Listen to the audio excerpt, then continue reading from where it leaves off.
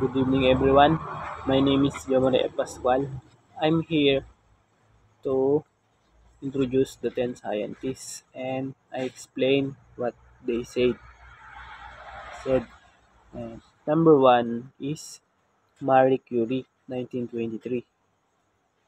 Our society does not understand the value of science.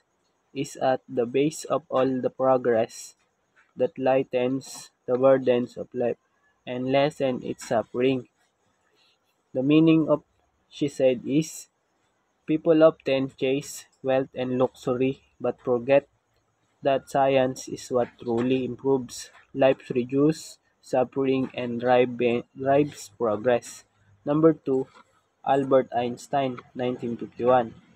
Science is a wonderful thing if one does not have to earn one's living at it.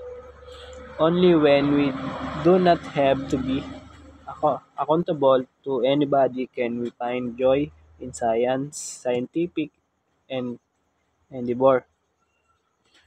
Science is most enjoyable when it's done for curiosity and passion, not just for money or under pressure. Number three, Galileo Galilei, 1610. In science, the opinions of 1,000 are not worth as much as one tiny spark of reason in an individual man. The meaning is, truth in science doesn't depend on how many people believe something, but on solid reasoning and evidence, even if it comes from one person. Number four, Lies Matter, 1953. Science make people rich unselfishly for truth with wonder and admirator. The meaning is science teaches honesty, appreciation of reality, and the joy of discovering the natural order of the world. Number five, J. Robert Oppenheimer, 1953. The deep things in science are not found because they are useful, they are found because it was possible to find them. The meaning is great discoveries are not always made for practical use but because humans are capable to uncovering them. Number 6, Erwin Schrödinger, 1955. Science is a game, the other player is the good Lord. Half of them are left for you to discover.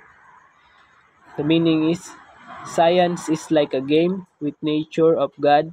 The rules exist but humans must figure out the unknown parts through discovery and deduction. 7. William Lawrence Bragg, 1957. The important things in science is not so much to obtain new facts as to discover new ways of thinking about them. The meaning is what matters most is not just finding new data but developing new perspective and ideas from it. Number 8. Rudolf Virtue, 1861. Science cannot admit compromises. There must be controversy, but must it even then be personal? The meaning is science is about the pursuit of truth, which may cause disagreement, but debates should focus on idea, not personal attack. Number 9, C.B. Raman, 1970. Fundamental science cannot be driven by government or military pressures.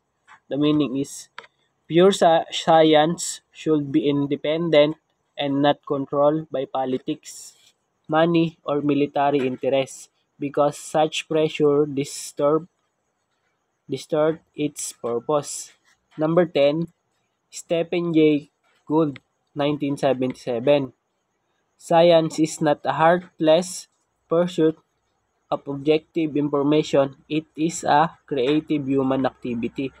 The meaning is, science is not just about cold facts, it's also about imagination, creativity, and human passion.